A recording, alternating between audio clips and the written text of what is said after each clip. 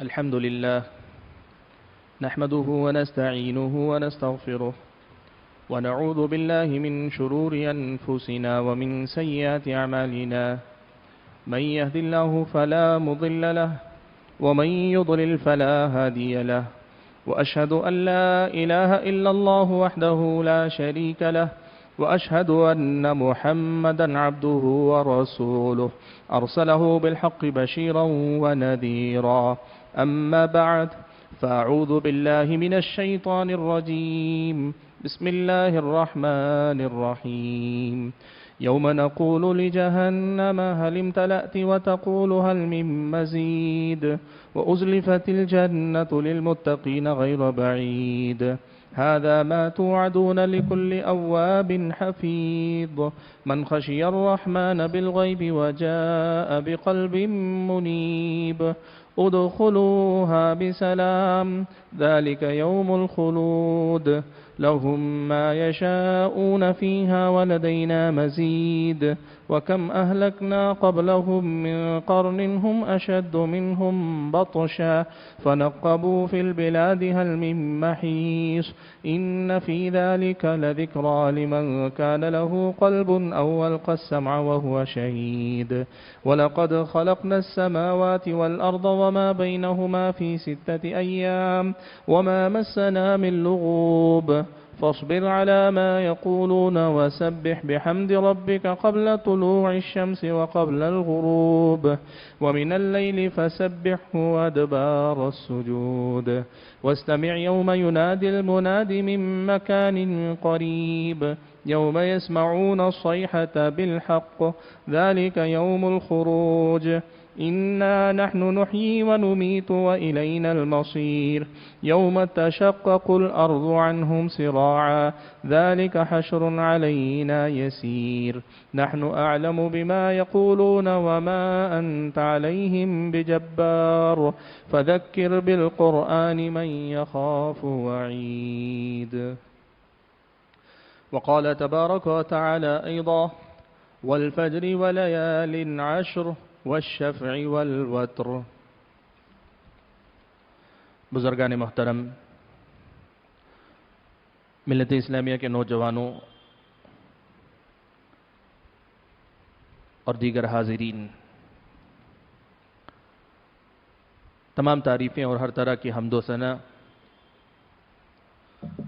اسی رب ذوالجلال کے لیے لائق اور مناسب ہے جو ہم سب کا تنہا خالق ہے، تنہا مالک ہے، تنہا رازق ہے اور تنہا معبود برحق بھی ہے۔ اسی کے ہاتھ میں نفع و نقصان کے سارے معاملات ہیں۔ خیر و شر کا جو بھی فیصلہ ہمارے اور آپ کے حق میں ہوتا ہے وہی کرتا ہے، اور بندہ اللہ کے فیصلوں پہ راضی رہ کر ہمیشہ بندگی کے جذبے میں نیکی کے راستوں پر آگے بڑھنے اور برائیوں سے بچنے کی کوشش کریں تو اللہ کا ہر فیصلہ بندے کے حق میں صحیح ہوتا ہے۔ حاضرین گرامی، ذی الحجہ کے ابتدائی 10 دن ہم پر سے گزر رہے ہیں۔ شریعت اسلامیہ کی نظر میں یہ بڑی اہمیت والے دن ہیں۔ اشہر حج یا حج کے جو ایام ہیں، حج کے جو دن ہیں، انہی میں یہ 10 دن بھی آتے ہیں جنہیں ہم ذی الحجہ کے 10 دن کہتے ہیں۔ سورہ فجر میں اللہ تبارک و تعالی نے والفجر ولیال عشر 10 راتوں کی قسم کھائی۔ اللہ تبارک و تعالی جب کسی کی قسم کھائے کسی چیز کی تو اس کا مطلب یہ ہوتا ہے کہ یہ غیر معمولی اہمیت والی چیز ہے۔ مفسرین نے لکھا ہے، بعض مفسرین نے، کہ ان 10 راتوں سے مراد در حقیقت ذی الحجہ کے یہی 10 دن ہیں۔ اس کا مطلب یہ ہوا کہ یہ اتنی اہمیت والے دن ہیں کہ ان کی اہمیت کو بتانے کے لیے اللہ تعالیٰ نے ان کی قسم کھائی، وَلَيَالٍ عَشْرٍ، اللہ نے ان کی قسم کھائی۔ موسیٰ علیہ السلام کو اللہ تعالیٰ نے طور پر بلایا عبادت کرنے کے لیے، اور پھر اسی موقع پر اللہ نے حضرت موسیٰ سے بات بھی کی۔ تو یہ جو اللہ تعالیٰ نے عبادت کے لیے بلایا، پہلے 30 دن کے لیے اللہ تعالیٰ نے بلایا تھا، پھر حضرت موسیٰ کے شوق اور ان کی رغبت کو دیکھ کر اللہ نے مزید 10 دن بڑھا کر دیے۔ فَأَتْمَمْنَاهَا بِعَشْرٍ، اللہ نے کہا مزید 10 دن ہم نے موسیٰ کو خاص عبادت کا موقع دیا۔ بعض مفسرین نے لکھا ہے وہ 10 دن بھی یہی 10 دن تھے جو ذی الحجہ کے 10 دن ہیں، یعنی وہ 10 دن جو حضرت موسیٰ کو بطور انعام کے اللہ تعالیٰ نے دیے تھے، آج ہم اور آپ کو اللہ تبارک و تعالیٰ نے ہم سب کو وہ دن عطا کیے ہیں، فضیلت والے یہ وہ دن ہیں۔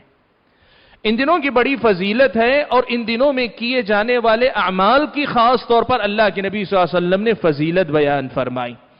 پیارے نبی صلی اللہ علیہ وسلم سے حضرت ابن عباس رضی اللہ تعالیٰ عنہما روایت فرماتے ہیں کہ اللہ کے نبی نے فرمایا کہ جتنے بھی دن ہیں، یہ جو دن انسان پر آتے جاتے رہتے ہیں، سال کے 12 مہینوں میں الگ الگ قسم کے دن آتے جاتے ہیں، ہفتے کے 7 دن ہوتے ہیں، ان دنوں کے اندر سال کے پورے دنوں میں اگر کچھ دن ایسے ہیں کہ جن دنوں میں کیا جانے والا عمل اللہ کو سب سے زیادہ پسند ہے تو وہ یہی 10 دن ہیں۔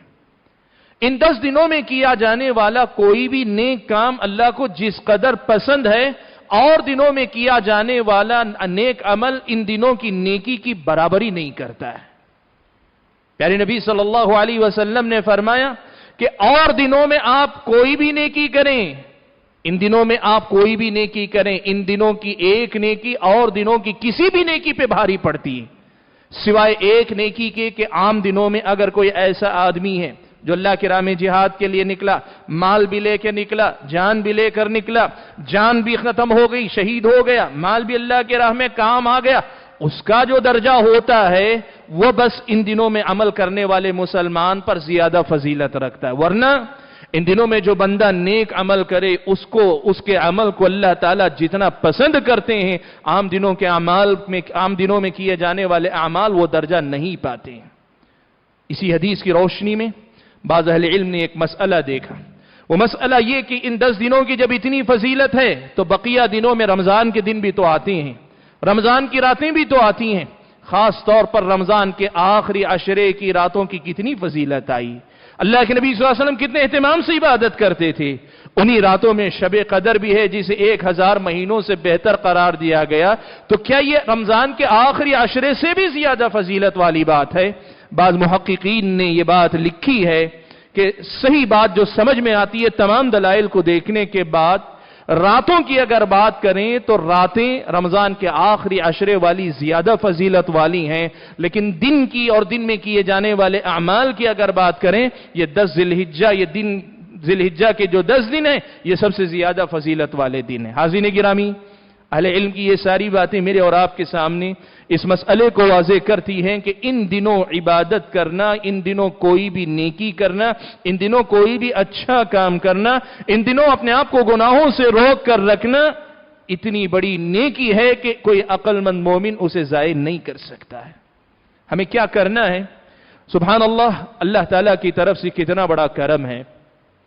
فضیلت اللہ نے بتائی، عمل اللہ تعالیٰ نے متعین نہیں فرمایا۔ اگر متعین کر دیا جاتا تو اس فضیلت کو پانے کے لیے آپ کو وہی عمل کرنا ہوتا تاکہ آپ کو فضیلت ملے۔ اللہ نے آزاد رکھا ہے کہ کوئی بھی نیکی کرو، کوئی بھی نیکی کرو، نیکی تمہاری پسند کی، لیکن اجر اللہ تعالیٰ یہی تمہیں دے گا۔ سبحان اللہ، اس سے بڑی نوازش اللہ تعالیٰ کہ ہم اور آپ کہاں جا کے ڈھونڈ پائیں گے کہ اللہ تعالیٰ یہ کہے کہ عبادت تم اپنی پسند سے جو مسنون عبادتیں، جو مشروع عبادتیں، ان میں سے جو تمہیں سہولت ہو، جو کرنے میں تمہیں رغبت ہو، جس کا کرنا تمہارے لیے ممکن ہو، تم وہ نیکی کرو۔ آپ کثرت سے قرآن کی تلاوت کر سکتے ہیں، تلاوت کریں۔ آپ کثرت سے اللہ تعالیٰ کی عبادت کے دوسرے کام انجام دے سکتے ہیں، کریں۔ اللہ کے نبی صلی اللہ علیہ وسلم کی بیان کردہ یہ فضیلت ہر نیک عمل کرنے والے کو ہے، اس لیے کوتاہی نہ کریں۔ آپ کی جو سہولت ہے، جو نیکی آپ کر سکتے ہیں کرتے جائیں، آپ سے جو نیک کام ہو سکتا ہے کرتے جائیں، لیکن اس کے ساتھ کچھ خاص اعمال ہیں جن کے متعلق प्यारे नबी सल्लल्लाहु अलैहि वसल्लम की अहादीस में हम और आपको तज़किरा मिलता है। हजरत अब्दुल्लाह इब्न उमर रज़ियल्लाहु तआला अन्हुमा की एक रिवायत में नबी अलैहिस्सलातु वस्सलाम ने फरमाया कि इन दिनों फ़अक्सिरू फ़ीहिन्ना मिनत तहलील वत तकबीर वत तहमीद, इन दिनों ज्यादा से ज्यादा ला इलाहा इल्लल्लाह पढ़ा करो, ज्यादा से ज्यादा अल्लाहु अकबर पढ़ा करो और ज्यादा से ज्यादा अल्हम्दुलिल्लाह कहा करो। ये अल्लाह के नबी सल्लल्लाहु अलैहि वसल्लम ने सिखलाया। इन दिनों में जो नेकियां की जानी चाहिए उनमें से बाज़ अहले इल्म की तरजीह के मुताबिक रोजा रखना चाहिए। आदमी को अगर रोजा रख सकता है तो आदमी को रोजा रखना चाहिए। रोजा रखने के सिलसिले में कुछ रिवायतें बाज़ अज़वाज मुतहरात से आई हैं जिनके सिलसिले में अहले इल्म की तरजीह ये है कि वो इन 9 दिनों की, इसलिए कि 10वां दिन ईद का दिन रोजा नहीं हो सकता, 9 दिनों के रोजे रखने का एहतिमाम होना चाहिए। अगर खास ये दलील ना भी आए तब भी आप ये बात जानते हैं कि रोजा भी आदमी अपनी पसंद से रख सकता है, नेक अमल वो भी है, उसे अजर व सवाब मिलने ही वाला है। इसलिए कसरत से इबादत किया करें।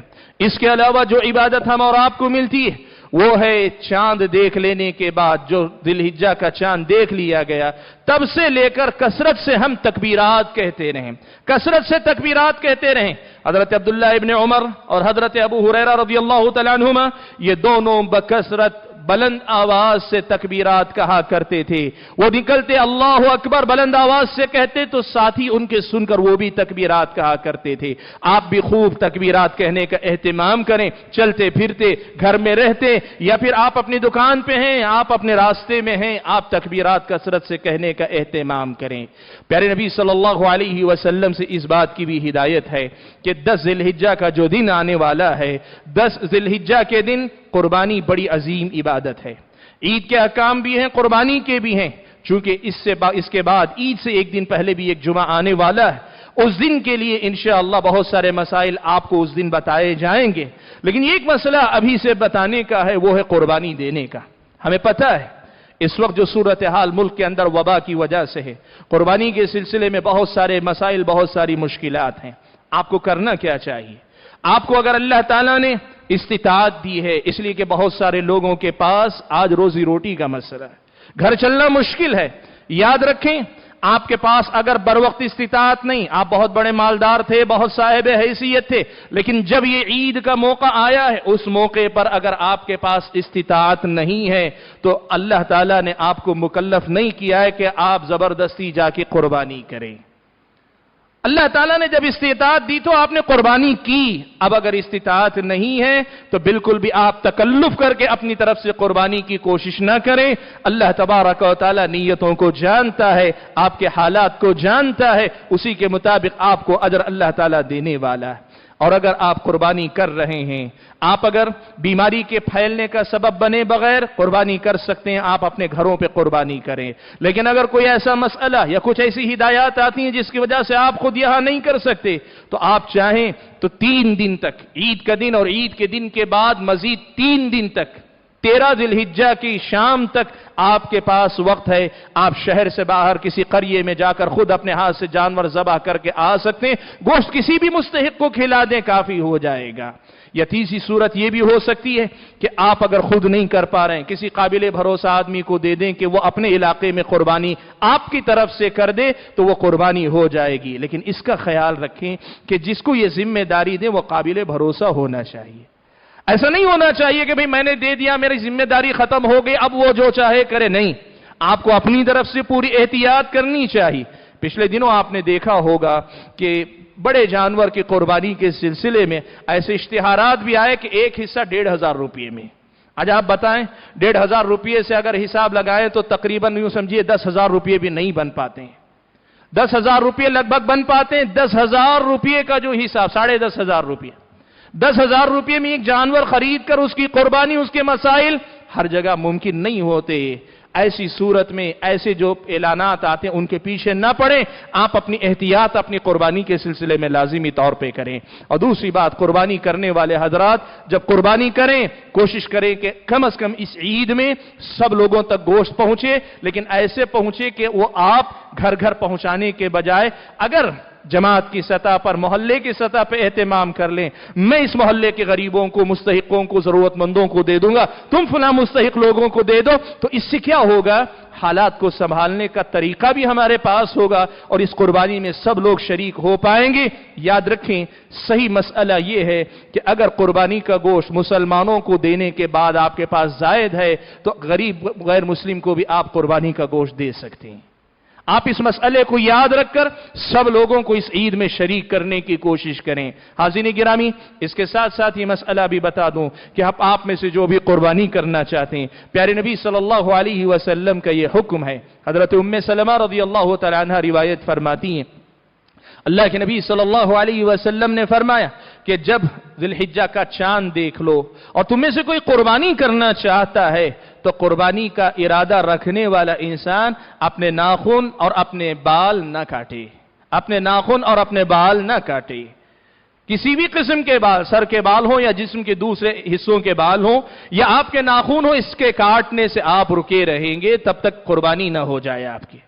इलाही कि कभी आपका कोई नाखून उखड़ गया, लटका हुआ है, उसे आप निकाल दें, कोई हरज नहीं, लेकिन अपने इरादे से आप खुद दांत काटें या फिर जो है बाल काटें, इसकी इजाजत आपको नहीं, इससे परहेज करना चाहिए। अल्लाह के नबी सल्लल्लाहु अलैहि वसल्लम का ये हुक्म है। और वहीं ये मसला भी बता दूं, एक मसला हमारे समाज में बहुत मशहूर है कि जो आदमी कुर्बानी नहीं कर सकता, वो आदमी अगर अपने नाखून, अपने बाल रोके रखे और ईद के दिन या दूसरे दिन अपना सर मुंडवा ले, अपने बाल काट ले, अपने नाखून काट ले, तो उसे भी कुर्बानी का सवाब मिलेगा। ये मसला बहुत मशहूर है।